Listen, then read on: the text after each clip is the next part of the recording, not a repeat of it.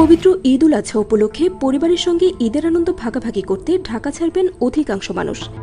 এরই মধ্যে ঢাকা ছাড়তে শুরু করেছে নগরবাসী। যাত্রীদের ঈদ যাত্রা নির্বিঘ্নে কাটাতে বিশেষ ব্যবস্থায় ট্রেন পরিচালনা করছে বাংলাদেশ রেলওয়ে। শনিবার সকাল ৬টা থেকে ৯:৩০ পর্যন্ত ঢাকা থেকে দেশের বিভিন্ন গন্তব্যে মোট ১২টি আন্তনগর ট্রেন ছেড়ে গেছে। এদিন ভোর থেকেই কমলাপুর রেলওয়ে স্টেশনে আসতে শুরু করে যাত্রীরা।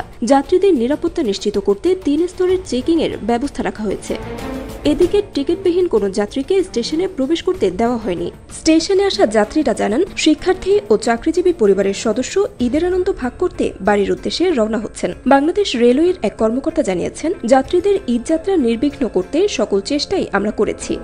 প্রত্যেকটি ট্রেন ঢাকায় আনা হয়েছে গত রাতের মধ্যে। এখন ট্রেনগুলো নির্ধারিত সময়ে ছেড়ে যাচ্ছে।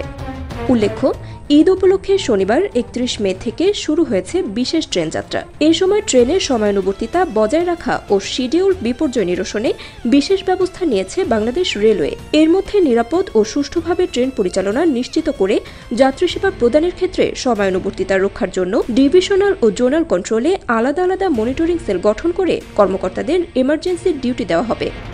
ঈদ উপলক্ষে অতিরিক্ত যাত্রী চাহিদা পূরণের জন্য পাহাড়তলী ওয়ার্কশপ থেকে ২৯টি এমজি ও সৈয়দপুর ওয়ার্কশপ থেকে ১৫টি বিজি কোচ সহ মোট ৪৪টি কোচ যাত্রীবাহী সার্ভিসে যুক্ত করার পরিকল্পনা গ্রহণ করা হয়েছে।